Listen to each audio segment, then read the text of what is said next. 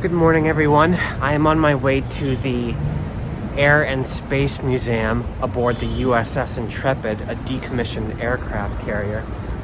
It's on the west side of Manhattan, right around 46th Street on the pier. The Intrepid was built during World War II. It actually saw battles in the Leyte Gulf and some other places in the Pacific and Atlantic. It was then used to recover the Gemini and Mercury capsules during the 60s. Then it fought in the Vietnam War. It was finally decommissioned in the mid-70s. And since 1982, it has been anchored here at the pier as a museum. In addition to some cool exhibits and airplanes on it, it has a space shuttle mock-up here, the USS Enterprise, which was the second mock-up. I showed you the Independence in Houston in an earlier video. That was the first mock-up. This one did not have engines attached, but it did do glide flight, so it actually went up in the air.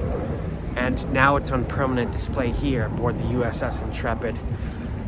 I'm gonna try to get inside that thing. I got special tickets.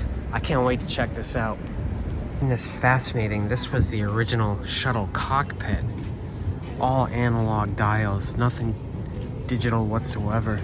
So you can spend a lot of time here reading about all the female astronauts aboard the shuttle program. I'm gonna read them all. Even though this was only a prototype, they did intend to retrofit it once the design was validated and actually commercialize this one just like the others. So this prototype was originally supposed to be named the Constitution in honor of the bicentennial, and 400,000 Star Trek fans petitioned to change the name to Enterprise. How's this for a version that never came to fruition? Remind you of anything? Like Werner von Braun's original concept for an orbiter, stacked just like that. We even have a Soyuz capsule here, which I find kind of interesting. It's very cozy inside. That exhibit was all about chipsats and little miniature laser-powered satellites the size of computer chips that use holograms. I don't really understand. Right now, I'm gonna go back out on the deck and check out some of those aircraft. That was cool, but what a beautiful view of Midtown from the deck. I'm gonna go through all of these. I probably won't record all of it, but there's some cool aircraft here. There's some Russian aircraft here. There's some helicopters. Stuff from the 40s, 50s, 60s, 70s. Apparently you can go right up the bridge. I am definitely gonna do that. Basically just follow all the open bulkheads. Not all of them are open. It's amazing how each room is just kind of wedged into its own space. So industrial. Look at this rat's nest of wire runs up here. So attached to the bridge is a little bunk here, I guess for the captain or whatever. Looks more like a hospital bed. That's where the captain sat.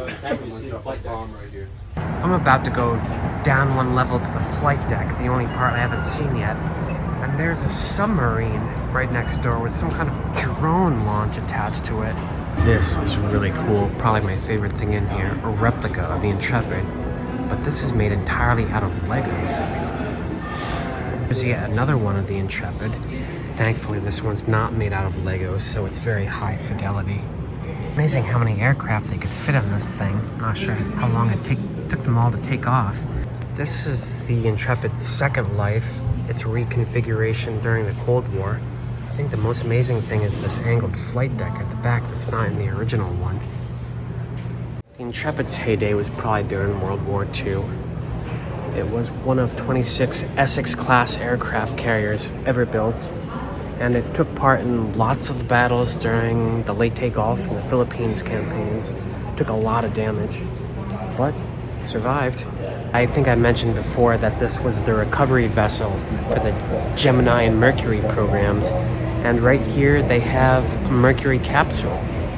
Yeah, a little bit claustrophobic for my taste.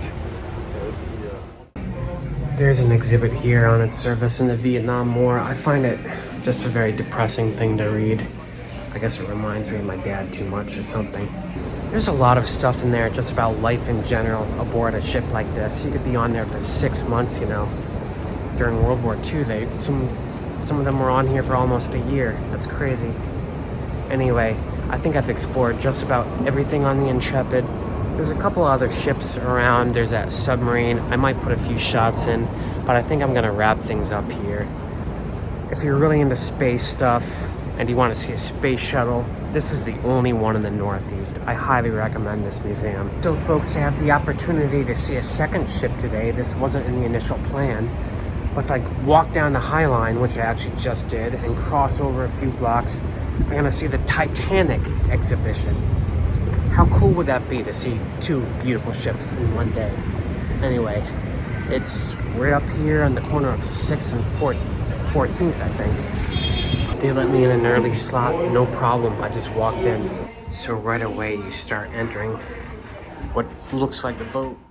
The Titanic exhibit was an immersive experience.